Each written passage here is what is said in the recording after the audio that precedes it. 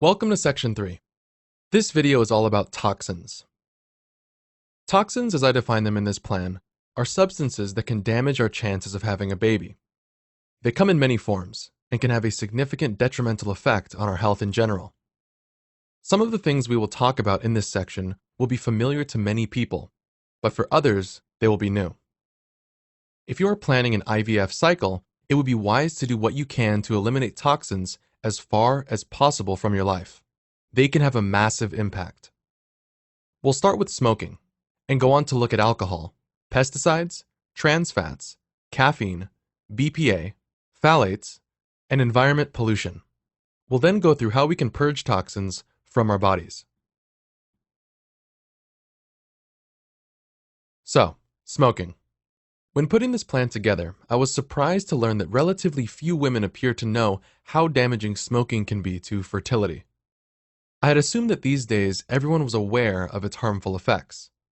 I was surprised then to read a study which showed that only 14% of pregnant participants and 47% of infertile patients believe smoking affected fertility.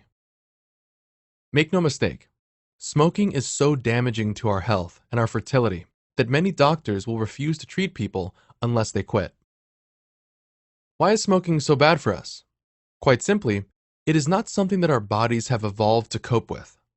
When you consider that somewhere in the region of 4,000 chemicals are released into our systems when we smoke, it is not rocket science to understand why it is harmful. A lot of research has been carried out showing the negative effect smoking has on fertility. It affects each stage of the reproductive process. It causes problems where either the male or female partner smokes, and the effect is strongest when both partners smoke.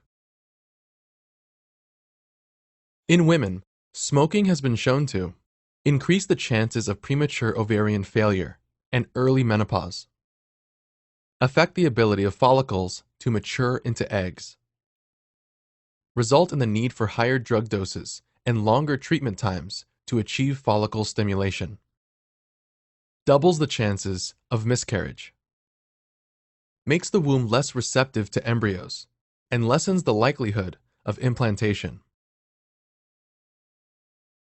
In men, smoking has been shown to reduce the ability of sperm to fertilize eggs, damage the structure of sperm, impair sperm motility, damage sperm's DNA, cause mutations in chromosomes of sperm. So, what does all this mean when it comes to our chances of succeeding with IVF? A 1997 meta-analysis, a study where a collection of studies in a particular area are reviewed, showed that smokers on average need twice as many IVF cycles as non-smokers to achieve pregnancy.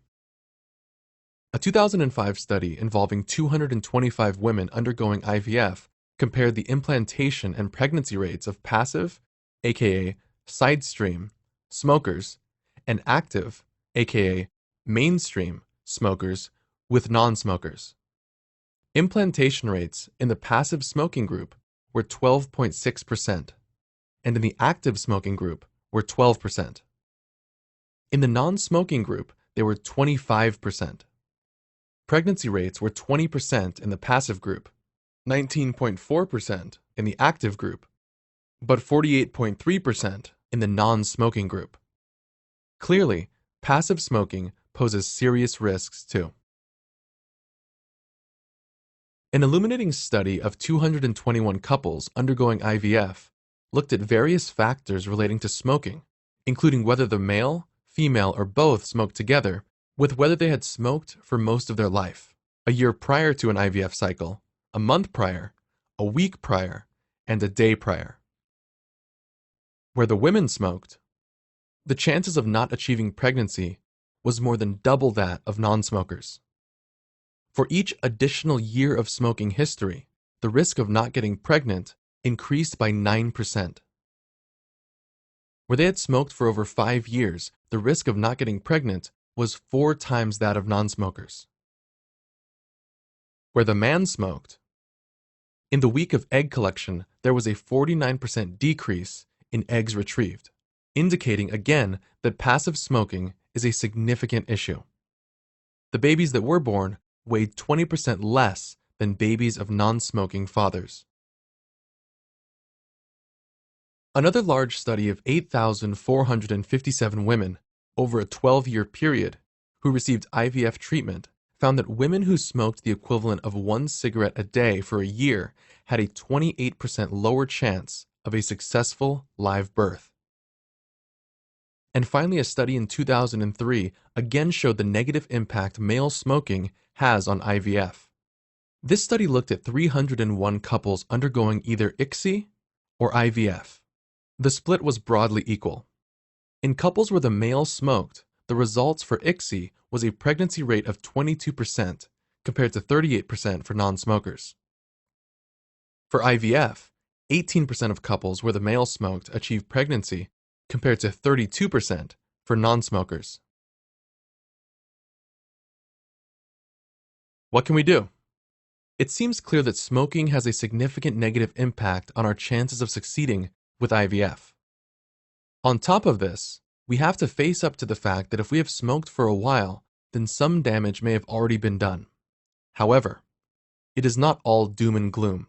At least one study has shown that over time, male and female ex-smokers can achieve similar levels of fertility to non-smokers.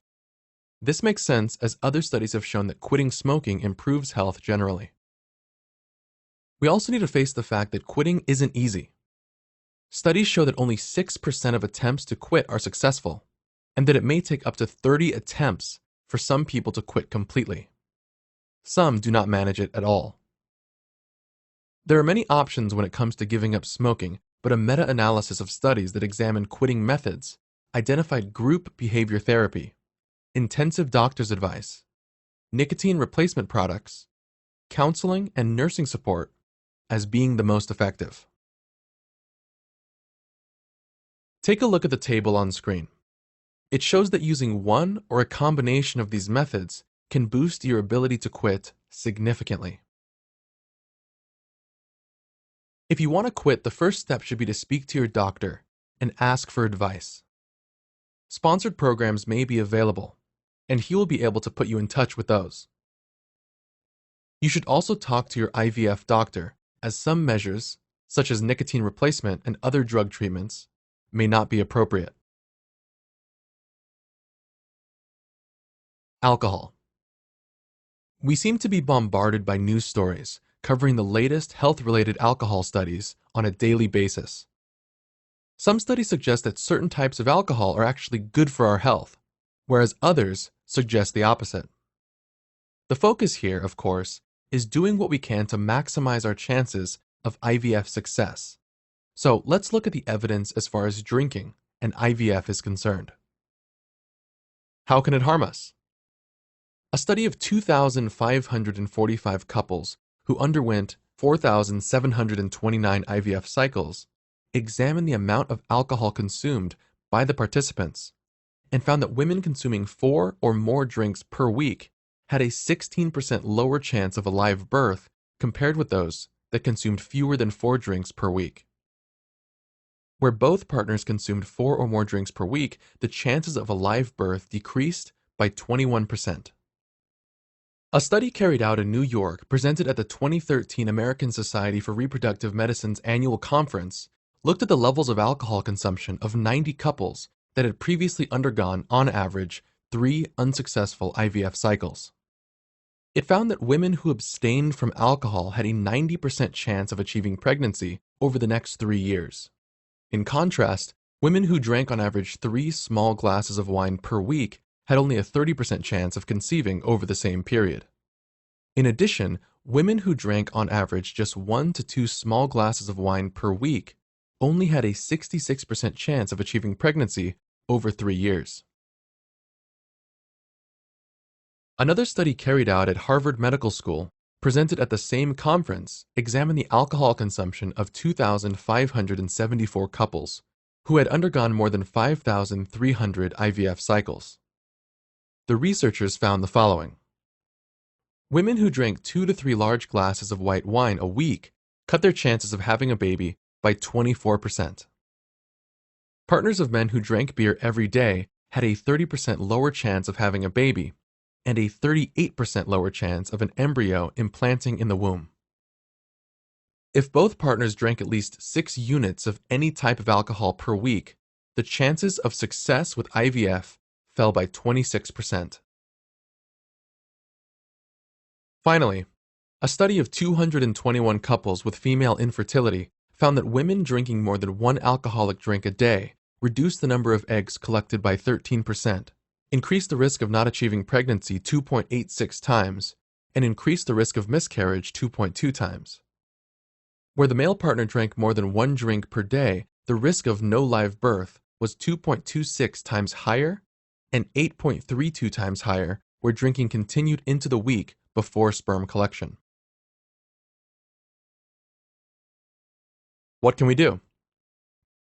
This might not be a popular step, but if you want to maximize your chances of success with IVF, then it is something that you should seriously consider. It is advisable to avoid drinking alcohol prior to and during IVF. In an ideal world, alcohol should be avoided for the 12 months prior to the cycle. In most cases, this will not be possible, but the longer it can be avoided, the better. Chemical pesticides have been widely used in food production for decades, even though they have been linked with a number of health issues, including ADHD in children, brain and nervous system damage, and certain types of cancer. Can they also impact fertility? Whether pesticides affect our fertility depends a lot on our level of exposure to them. To understand why they may be an issue, we need to remember that our reproductive systems depend on a cascade of hormones, and that any disruption to this delicate balance, however small, can impact our ability to conceive. A lot of research has been carried out on how pesticides affect our reproductive systems, but far fewer studies have been done on how much they impact. It would be overkill to go through everything here, but it is important to summarize the research so you can understand the practical impact.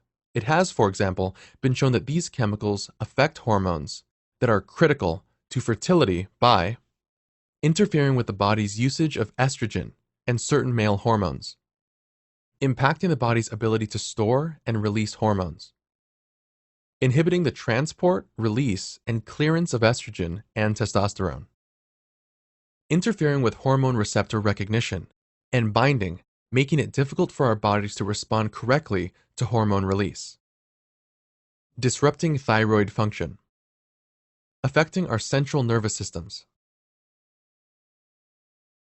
This research is all very interesting, or maybe not. But what do these things mean in the real world? How do they affect our ability to conceive? Further studies suggest that chemical pesticides impact the following ways: increased menstrual cycle disturbances and chances of missed periods. Infertile women are 3 times more likely to have been exposed to pesticides and 9 times more likely to have worked in agriculture. Workers in flower greenhouses take longer to become pregnant. Increase the chances of miscarriage and stillbirth in agricultural workers. Cause birth and developmental defects in babies of agricultural workers. I am conscious that this is pretty scary stuff, but unless you work closely with chemical pesticides or live in an area where they are used, you are unlikely to be affected to this extent. Having reviewed the research, the decision that my wife and I took was that even though we do not work with pesticides or live in an area where they are used, they clearly had the potential to have a negative impact on our ability to succeed. So we would do what we could to eliminate them from our lives. For us, this meant looking at our diets. There was not a lot of research into the effect of pesticide consumption through food, but we did find a few studies that formed the basis of our decision. Firstly, a study carried out at Harvard looked at the diets of 325 women undergoing fertility treatment, focusing on the amount of pesticides consumed through eating fruit and vegetables. The researchers categorized fruit and vegetables as having either high or low levels of pesticide residue. They found that the women who consumed more than 2.2 servings per day of fruit and vegetables with high pesticide residues were 18% less likely to become pregnant and 26% less likely to have a live birth compared to women who ate less than one serving per day. Another study by Harvard examined the effect of pesticide residues on fruit and vegetables in men. The researchers found that the men that consumed the highest amount of pesticides had sperm counts that were 49% lower than men who ate the least amount of pesticides. They also had 32% fewer normally formed sperm. It is important to note that the researchers were careful to point out that the results of this study should not stop people from eating fruit and vegetables, but it does demonstrate the negative effect that pesticides can have. Similarly, in a study of 122 men aged between 18 and 22, researchers found that those men that ate fruit and vegetables with the lowest level of pesticides had sperm counts that were 169% higher and sperm concentrations that were 173% higher than men that consumed fruit and vegetables with the highest level of pesticides. Other studies have shown just how many foods are contaminated with pesticide residues. For example, the Environmental Working Group, a U.S. nonprofit organization, found that over 98% of strawberries, peaches, nectarines, and apples tested positive for at least one pesticide. The average potato has more pesticides by weight than any other produce. One grape sample and one sweet pepper sample contained 15 pesticides. Single samples of strawberries showed 17 different pesticides. Finally, a study that looked at pesticides in genetically engineered corn crops that are supposed to be completely destroyed by the human digestive system, and so not absorbed into our bodies, found the pesticide in 93% of pregnant women, 80% of umbilical cords of their babies, 67% of non-pregnant women. Despite the negative stuff in this section, a couple of studies provide a beacon of hope. A study of children in Seattle substituted organic fruit and vegetables for non-organic produce for 5 days, and found that this switch reduced pesticide levels in their urine to undetectable levels. Another study, this time of adults, showed that following an organic diet for 7 days reduced pesticide exposure by 90%. These studies show it is never too late to change things. What can we do? Firstly, if you work with chemical pesticides, you should consider the studies above and decide whether you are prepared to take the risk of continuing in your job while preparing for and undergoing IVF. It would, of course, be a big decision to leave a job, but in the spirit of this plan, it would be remiss not to at least consider the possibility. When it comes to living in an area where pesticides are used and eating produce on which pesticides have been used, the position is not straightforward. In an ideal world, we would move to a pesticide-free area and eat a completely organic diet. However, this is not likely to be possible. So it is a question of doing what we can within the constraints of your budget and access to organic produce. Studies show that certain produce contains more pesticides than others. Helpfully, the Environmental Working Group carries out a study each year into pesticides in produce and publishes a list of the most, including what they call the dirty dozen, and the least, the clean 15, contaminated produce. The list is available on their website at ewg.org. While the focus is U.S. produce, it provides a useful steer as to which non-organic products we can be relaxed about eating and which we should only buy organic or avoid altogether. On top of this, there are certain steps you can take to reduce the levels of pesticides in non-organic produce. These measures are reasonably effective against pesticides on the surface of produce, but there is little we can do to remove systemic pesticides, those absorbed into the produce. You will find numerous recommendations on the internet for washes, do-it-yourself and commercial, that are supposed to remove pesticides. However, a study in 2000 showed that there was little difference between scrubbing, rubbing under tap water, and using the washes.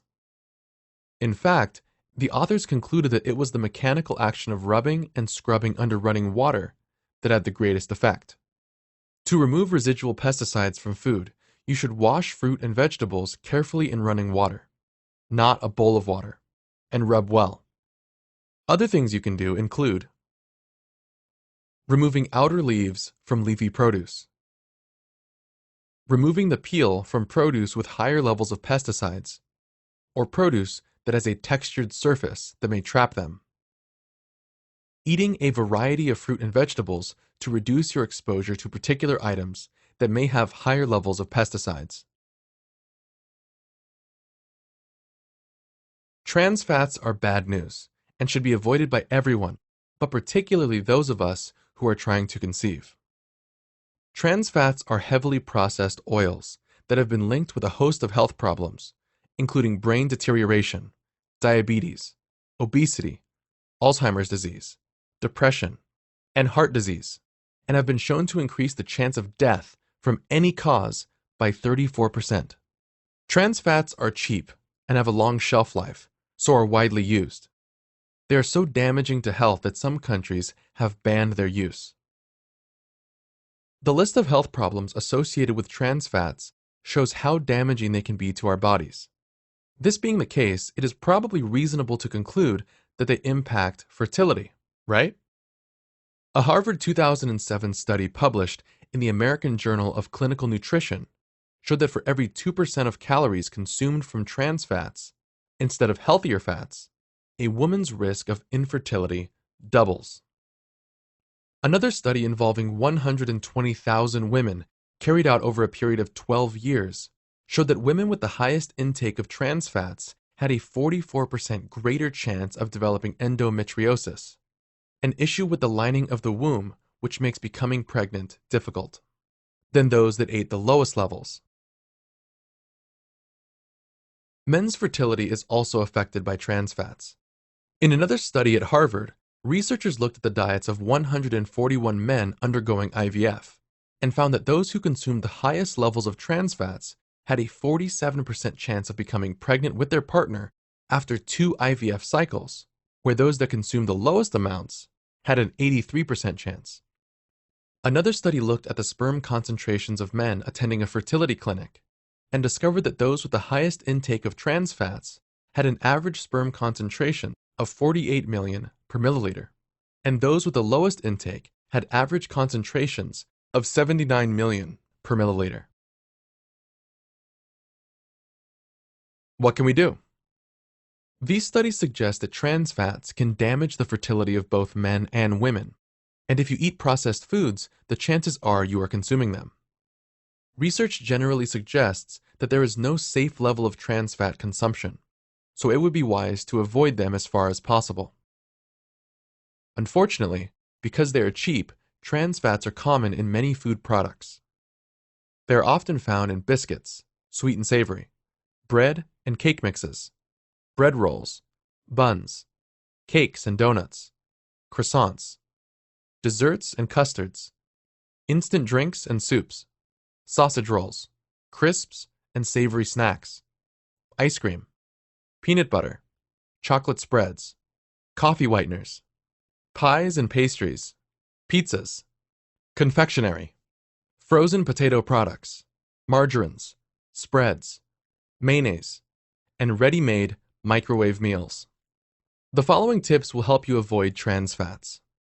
Eat whole foods and avoid highly processed foods.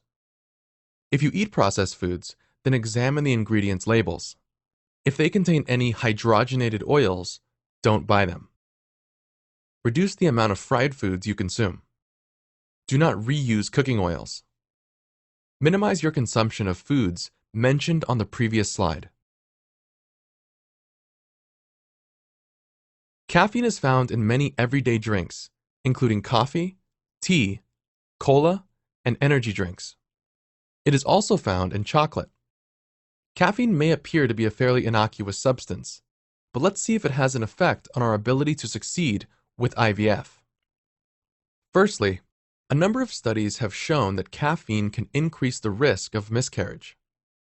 For example, a study of 1,063 women in the early stages of pregnancy found that women who drank more than the equivalent of 200 milligrams of caffeine about 2 average-sized cups of normal-strength coffee, had a miscarriage rate of 25.5%, compared to only 12.5% in women who consumed no caffeine. Another study of 221 couples undergoing fertility treatment found that the risk of not achieving a live birth increased 3 times in women who consumed an average of 50 milligrams of caffeine, about half a cup of coffee per day.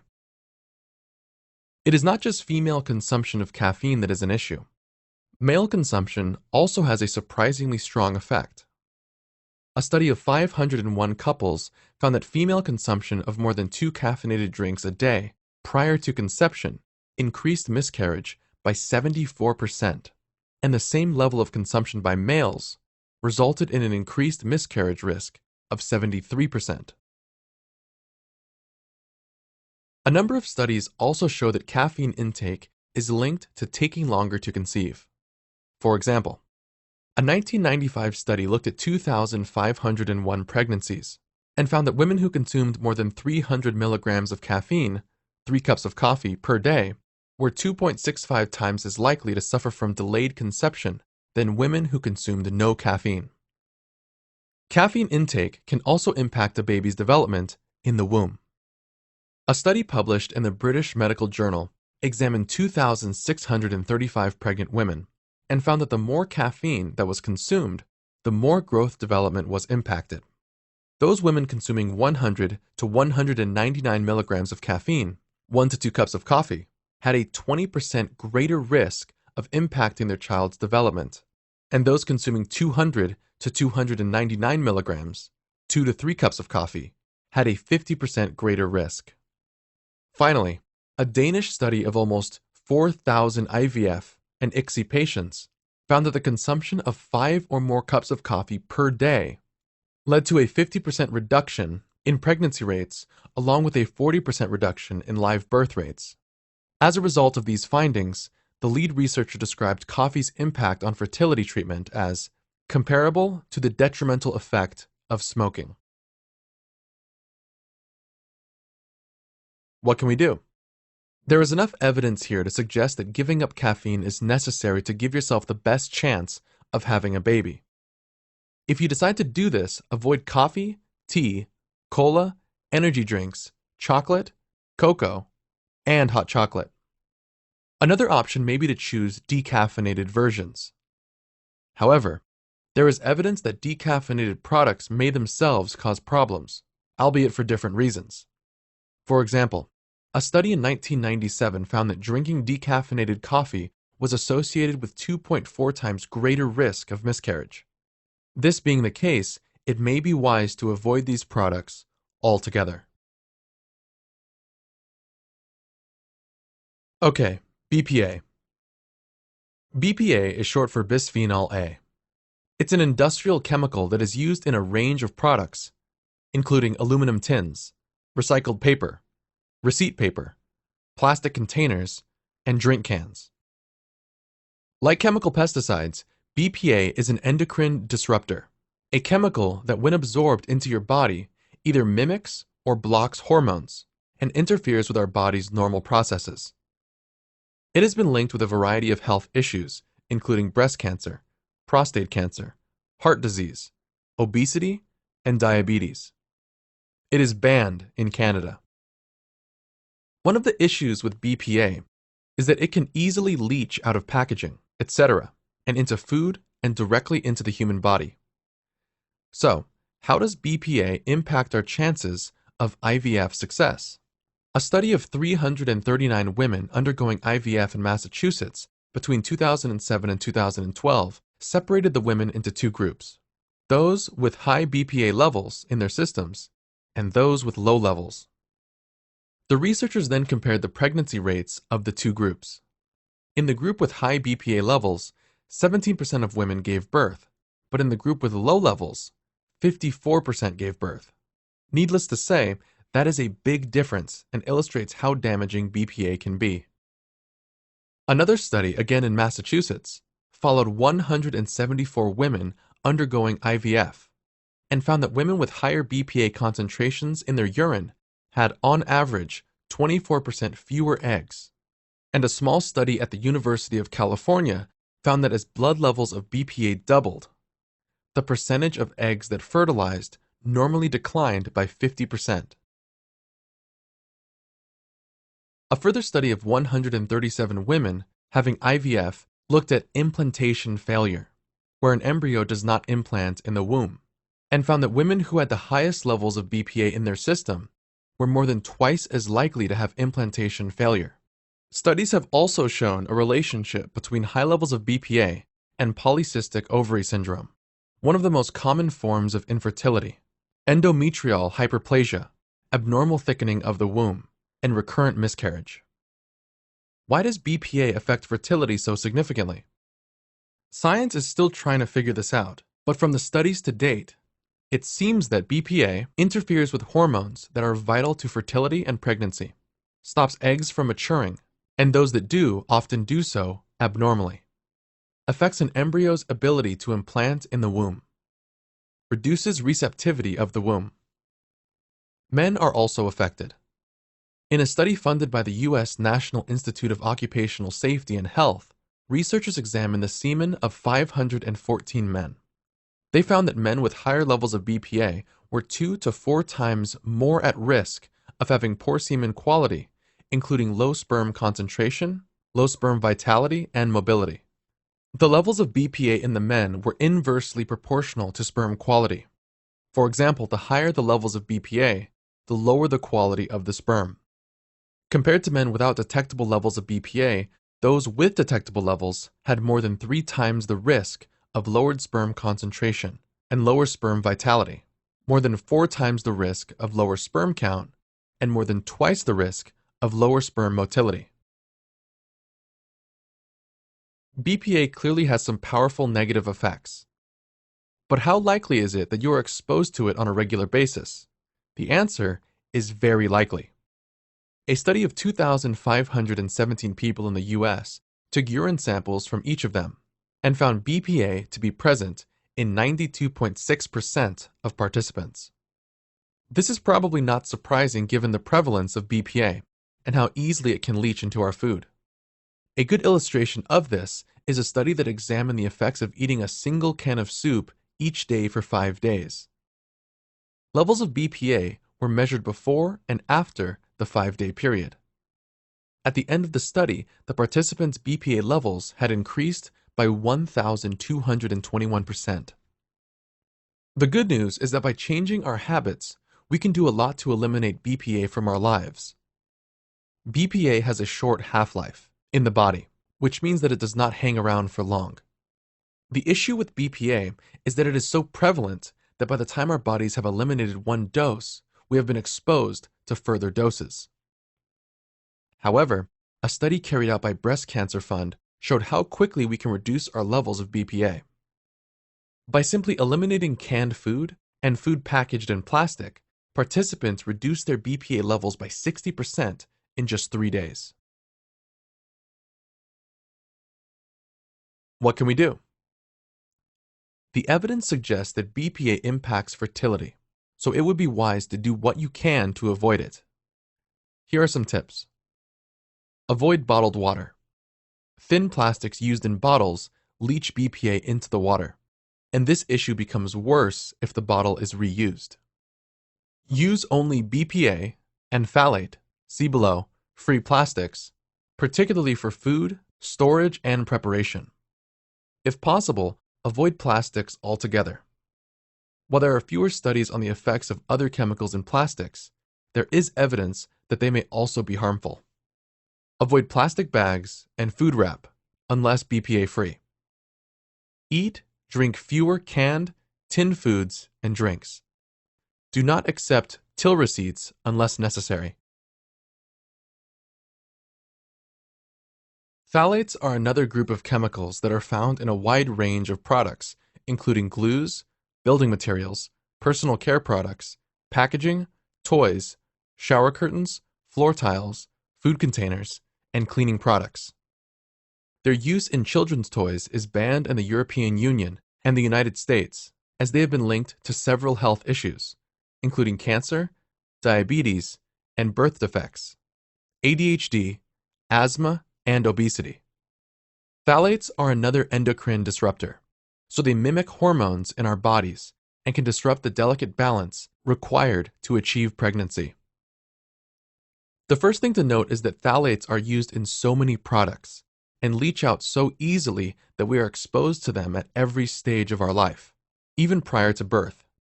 They can enter our bodies via inhalation, orally, through our skin, from our mothers in the womb, and even intravenously. In one study, 9 types of phthalate were detected in over 95% of pregnant women studied. For over 50 years, it has been known that phthalates disrupt male hormones, and this, in turn, seems to result in sperm defects. For example, a 2003 study collected urine samples from 168 men receiving fertility treatment and found that the men with the highest levels of a certain phthalate were more than twice as likely to have low sperm motility and reduced sperm concentration. They were also 70% more likely to have a higher percentage of deformed sperm. Another study looked at phthalate levels in 501 couples and found that in couples where the male partner had the highest levels of phthalates, the time it took to become pregnant increased by 20%. There have been fewer studies in women, but there is a growing body of evidence that suggests that phthalates negatively impact female fertility too, but possibly to a lesser extent. For example, a 2013 study involving 231 women undergoing 325 IVF cycles found that women with the highest concentrations of certain phthalates in their urine produced 11.4% fewer eggs after stimulation than those in the lowest group. Another study involving 256 women going through IVF found that women with the highest levels of phthalates in their system were 19% less likely to have a live birth compared to women with the lowest levels. A 2014 study involving a total of 482 women compared the phthalate levels in women suffering preterm births with women who gave birth at full term. The researchers found that the women with the highest levels of phthalates in their urine had a risk of preterm birth that was 2 to 5 times higher than women with the lowest levels.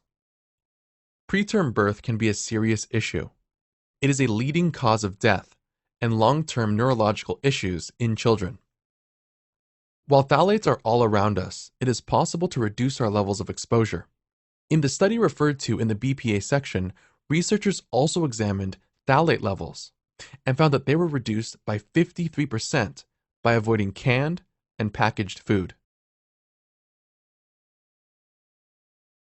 What can we do?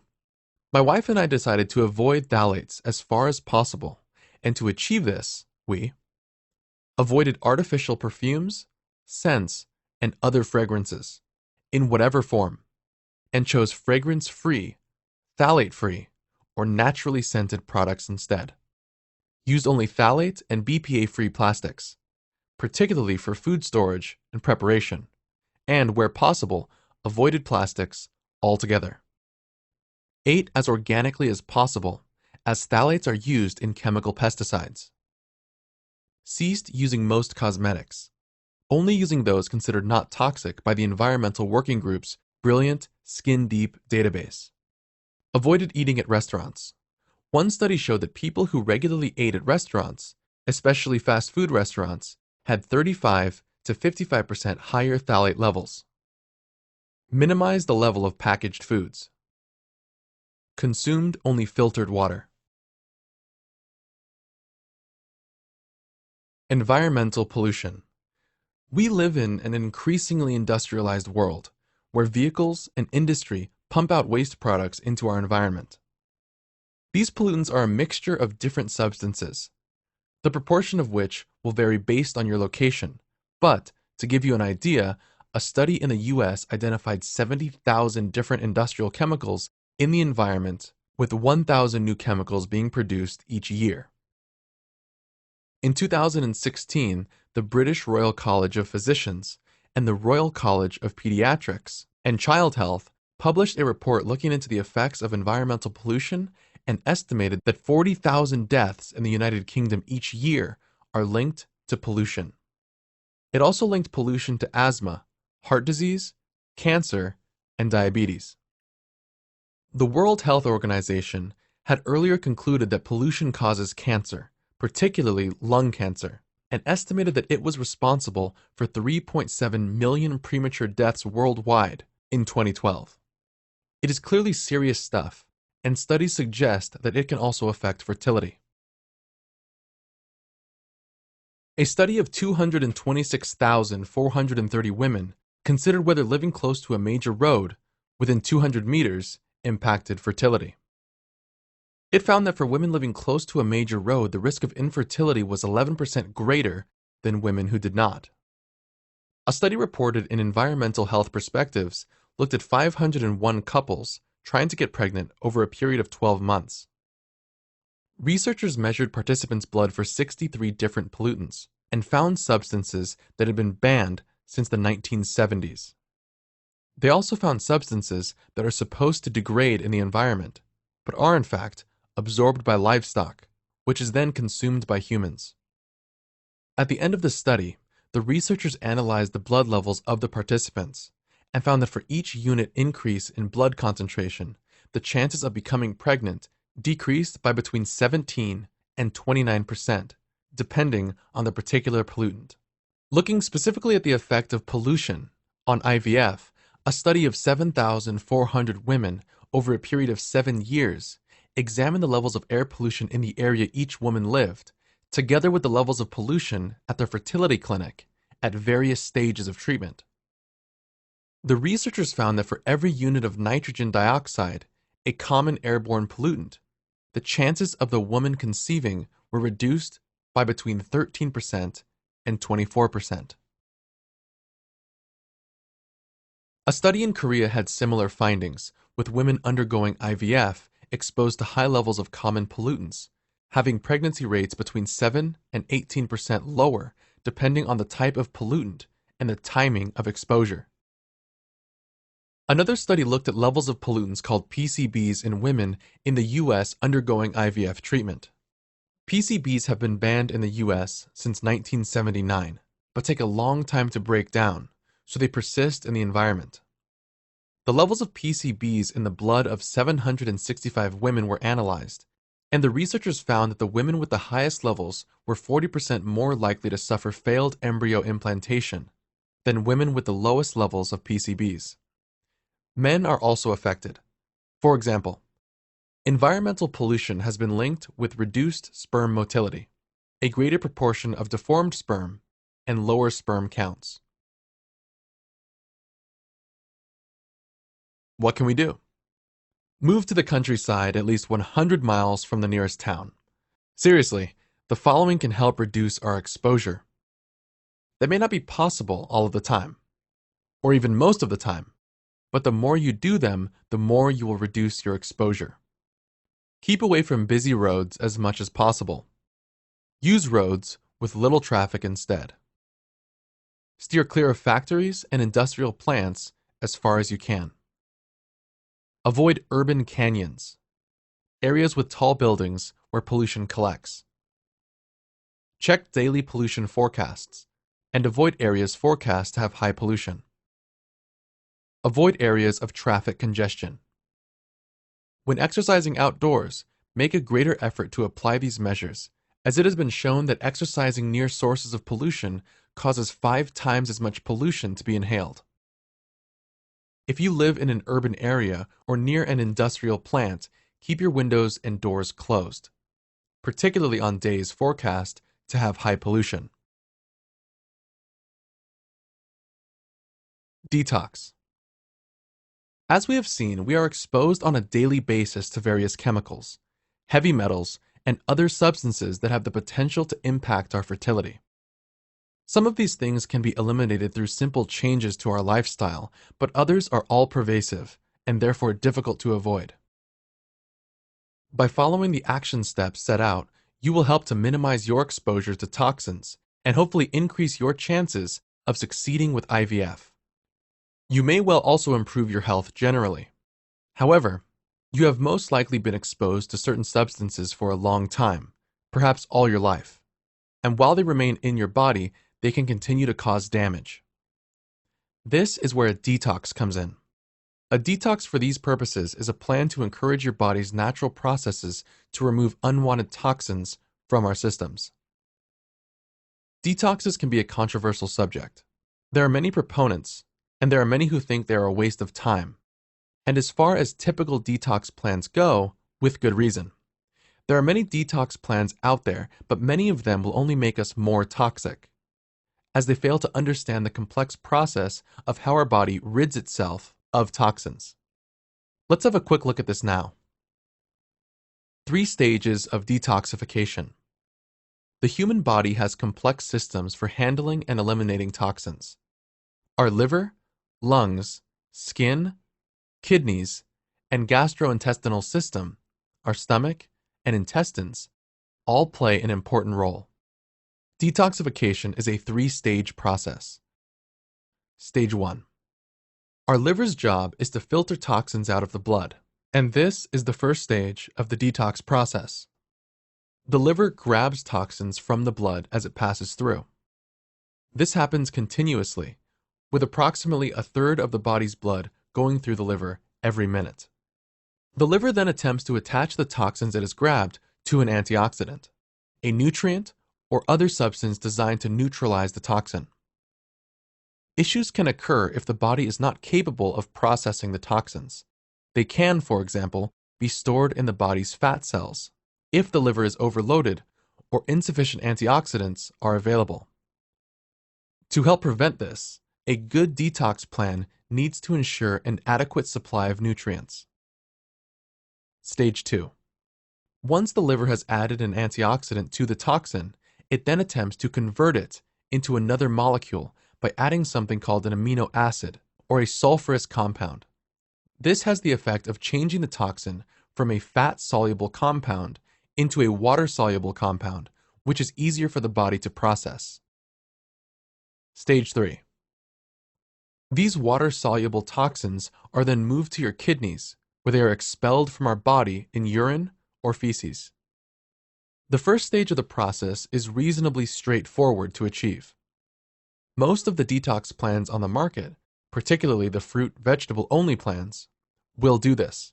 However, if the plan does not provide enough antioxidants or amino acids, which are the building blocks of protein, and fruit and vegetables contain very little protein, what often happens is that the liver grabs the toxins, stores them in fat cells, and because the detox plan is low calorie, the body releases fat for energy, which causes the toxins to be released back into the bloodstream. This explanation is a very simplistic description of a hugely complex process, but hopefully it will set the scene for the detox plan below. The 7-day detox. An effective detox plan provides support for each stage of the process to ensure that toxins end up in your toilet and not back in your body. It should also ensure that you do not get hungry or overly tired and can function normally. The following nutrition and supplement program is designed to be followed for 7 days and provides the support our bodies require. You should not get hungry, and you should have the energy to carry on life as normal, although your energy levels may be lower. I will not pretend that this is easy, however. Limiting food intake to the things in the detox plan is boring. But if you focus on the reason for doing the detox in the first place, that should provide you with the motivation to get through. Before starting any detox plan, you should first consult your doctor and proceed only with their approval. So, for a period of 7 consecutive days, eat an unlimited amount of one raw organic vegetable per day, changing the vegetable each day. Organic is important here. During the detox, we are attempting to remove as many toxins from our body as possible. So the last thing we want to be doing is adding more toxins in the things we consume. Some of the best choices are green and red cabbage, broccoli, cauliflower, green beans, asparagus, Brussels sprouts, peppers, kale, spinach, and courgettes. The reasons for limiting food in this way are firstly, to ensure that you are not consuming anything that is going to add to your existing toxic load. And secondly, to reduce the risk of consuming foods that you may unwittingly be intolerant to. This is important as intolerances can trigger inflammatory responses in the body, which, as we have seen, can lead to other health issues. Along with the vegetables, take the supplements on the following slide each day. You can find the list in the resources section below this video. I'll pause for a moment to let you have a look.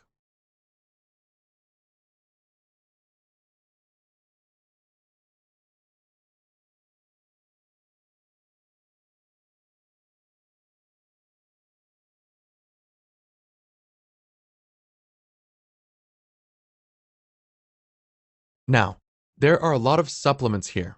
It may be helpful to explain the purpose of each one. Fiber supplement. I'm sure you've heard about the benefits of eating fiber. The purpose of fiber as part of the detox is to ensure that our body can efficiently eliminate toxins in the form of feces, and to provide a food source for the healthy bacteria in our guts to allow them to proliferate.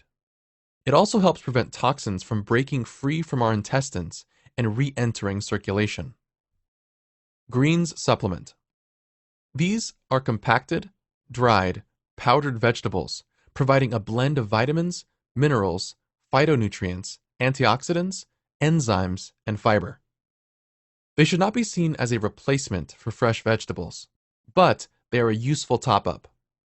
By consuming a green supplement during the detox, we help ensure our body has a full range of nutrients available to it to support the elimination of toxins. Ultra Clear Plus. You will notice that I have referred to Ultra Clear Plus by Metagenics. This is one of the few specific brands I have referred to in the entire plan, and the reason for including it here is that it is the only commercially available detox-specific product that I could find that has undergone a clinical test. The study put participants through a 7-day program using Ultra Clear and gauged the effects by using a questionnaire to determine the severity of a range of health issues before the detox, and then again afterwards. Each issue was scored using a point system, with higher scores indicating greater health issues. Following treatment with Ultra Clear, there was a 47% reduction in scores. Ultra Clear is coldly termed a medical food, providing a range of proteins, carbohydrates, vitamins, minerals, amino acids, and trace elements. It effectively replaces the need for normal food over a short period.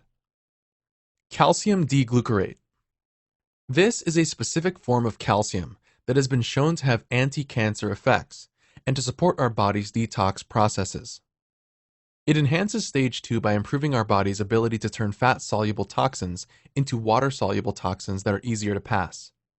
It also improves the activity of enzymes, which results in other substances being inhibited, and consequently prevents toxins being reabsorbed back into the body.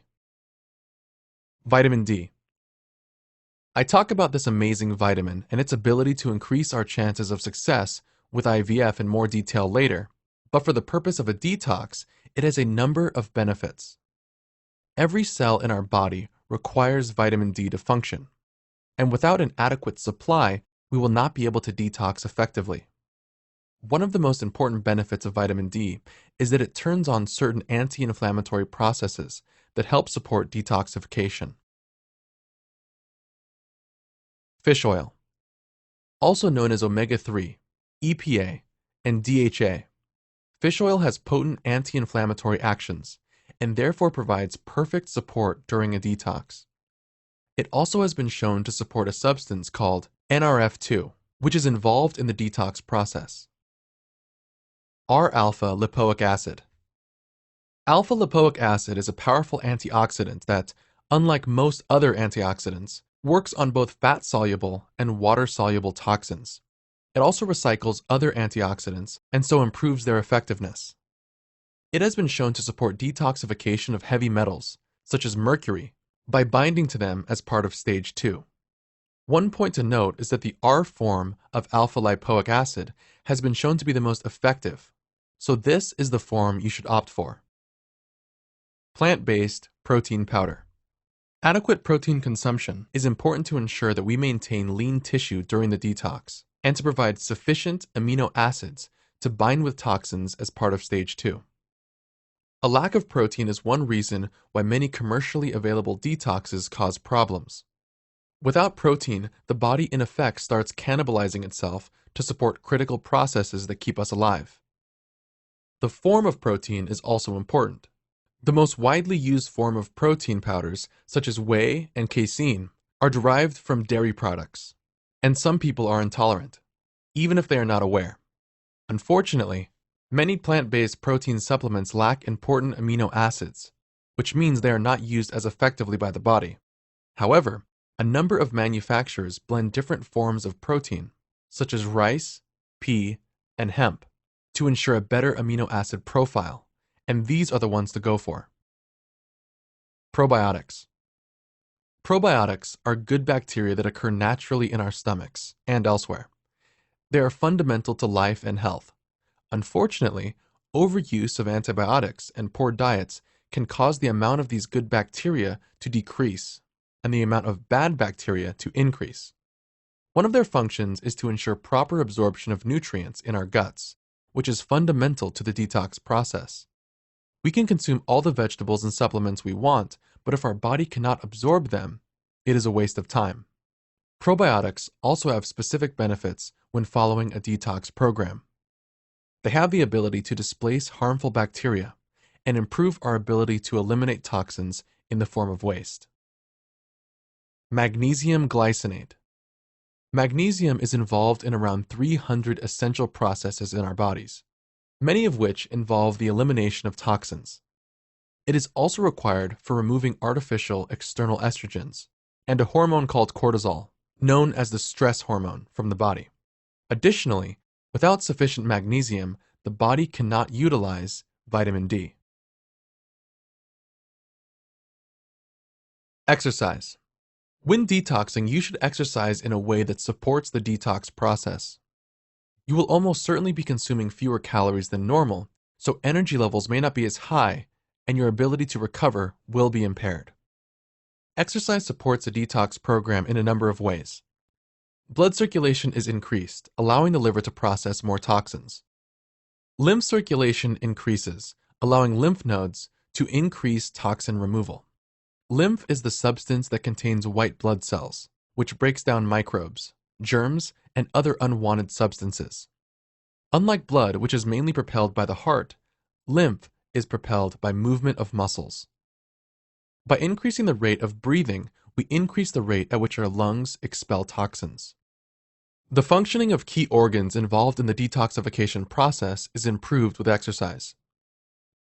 Sweating increases the removal of toxins from our body through sweat glands in our skin. Fat is mobilized to be burnt for energy, which in turn releases fat-soluble toxins into our system for elimination. Exercise regulates hormones so that fewer toxic byproducts are produced through poor hormonal performance. Animal studies also suggest that exercise causes the release of an enzyme that purges the body of harmful substances. So, what exercise can you do? In large part, it depends on your current activity levels.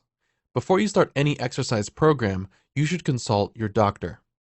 Assuming that you have no health issues and your doctor is happy, you can exercise at an intensity that gets your heart pumping.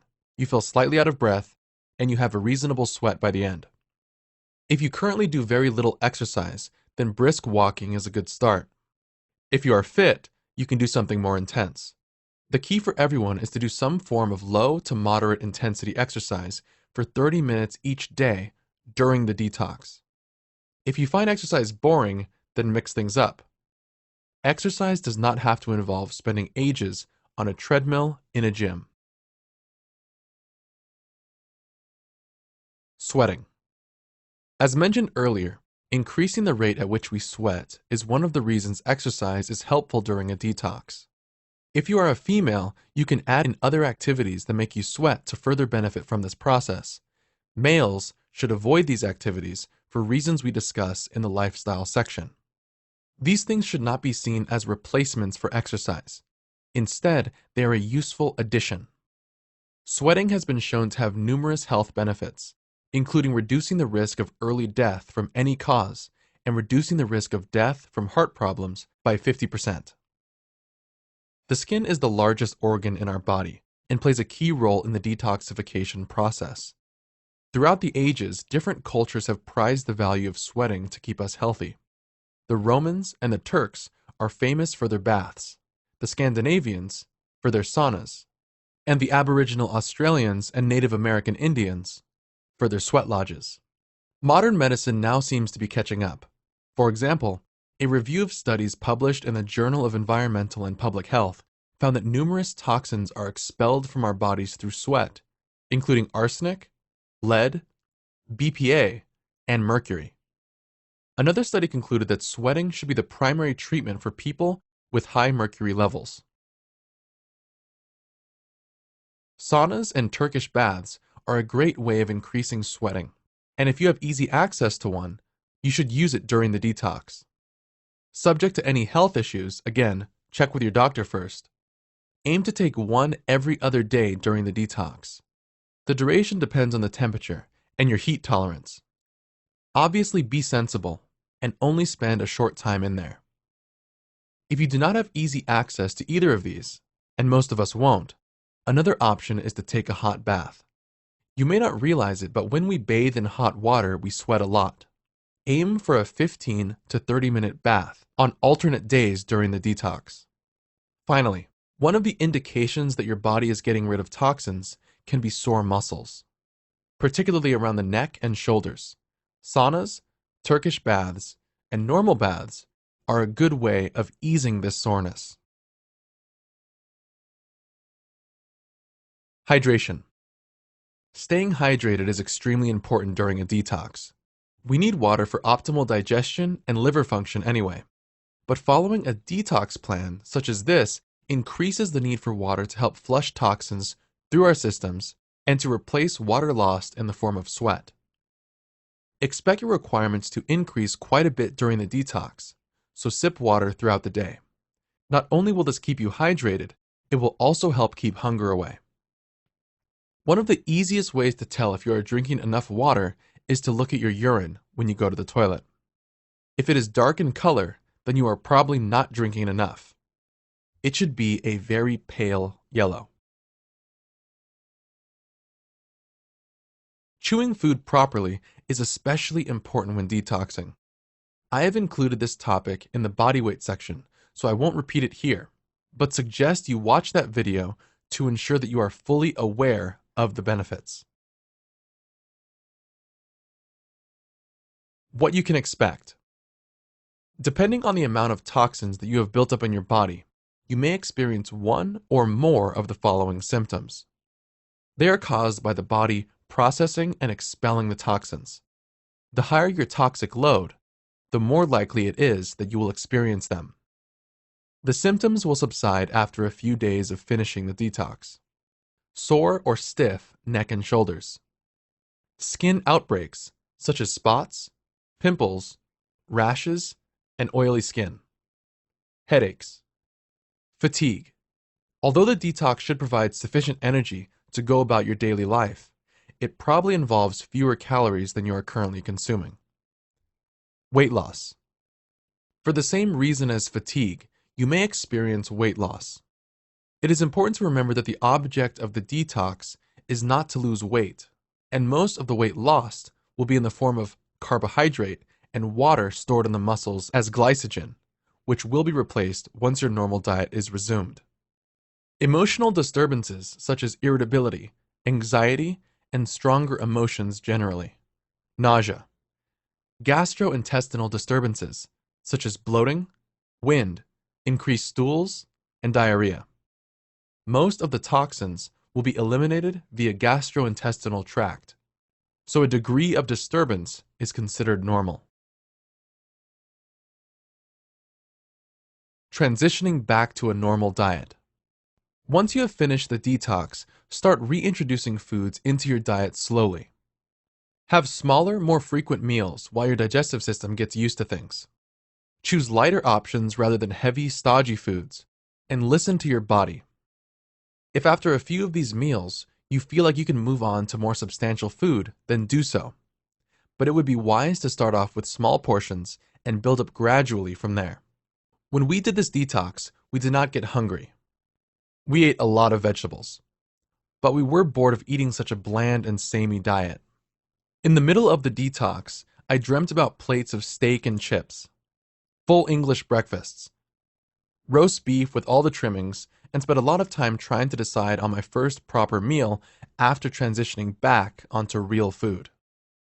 For whatever reason, these yearnings passed after a couple of days, and by the time my detox was finished, I was not craving anything in particular. I went back to my normal diet, the MDWT. Support. I did the detox with my wife even though our circumstances were slightly different to the average couple going through IVF. I had done my bit a few years previously, so doing a detox myself would not have had a direct bearing on our success. As we have seen, there is a fair chance that men's fertility may be impacted by toxins, and so a detox would be beneficial. Even if this is not the case for you, there is a lot to be said for doing a detox with your partner to provide support for them.